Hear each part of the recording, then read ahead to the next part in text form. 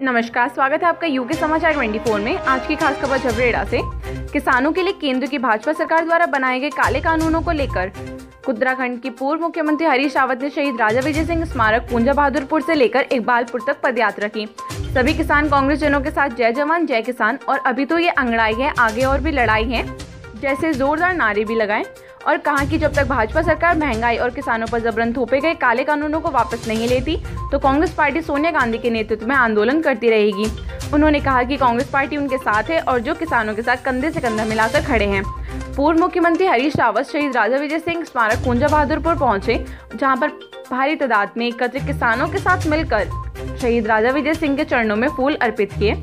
उन्होंने कहा कि शहीद राजा विजय सिंह देश के सबसे पहले स्वतंत्रता सेनानी हैं जिन्होंने आज़ादी के लिए बिगुल बजाया था। हम उनके चरणों से पदयात्रा शुरू कर रहे हैं ताकि केंद्र की भाजपा सरकार और देहरादून की सरकार को सद्बुद्धि मिल सके। उन्होंने शहीद राजा विजय सिंह और अन्य शहीदों से प्रार्थना की कि वे भाजपा की सरकार को सद्बुद्धि दे ताकि किसानों पर थोपे गए जबरन काले कानूनों को केंद्र की भाजपा सरकार वापस ले सके।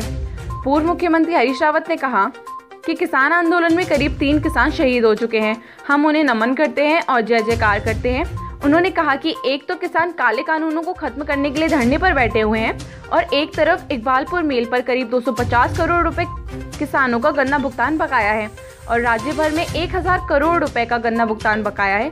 उन्होंने ये भी कहा कि देहरादून की सरकार किसान का गन्ना भुगतान तो क्या ही करेगी, उन्होंने धान का भी भुगतान नहीं किया है। देहरादून की सरकार झूठ बोलकर किसानों और प्रदेश की जनता को ठग रही है। उन्होंने रुड़की क्षेत्र के विधायकों से अपील की है कि वे विधानसभा में किसानों की बात को जोर शोर से उठाएं।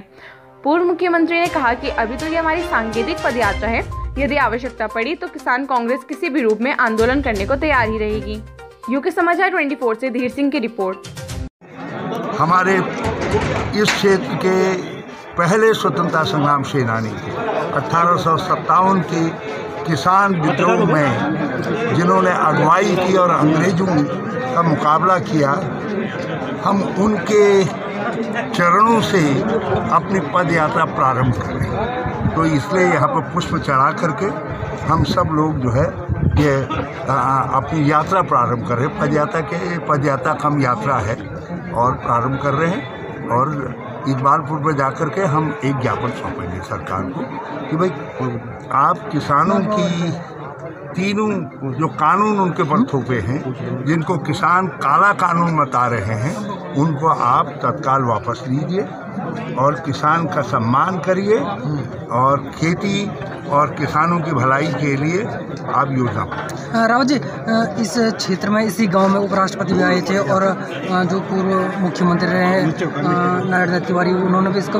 एक टूरिस्ट का वो दिया था कि टूरिस्ट के रूप में विकसित होगा, लेकिन आज तक स्मारक बनाने के लिए सब पैसा इत्यादि सब मेरे समय में मिला, मैंने दिया इस बार इसको, और बल्कि कॉलेज के लिए कमरे भी उनके नाम पर बनाए गए हैं, ममता हैं यहीं पर, तो ये दिए गए और उपराष्ट्रपति जी आए, स्वागत है।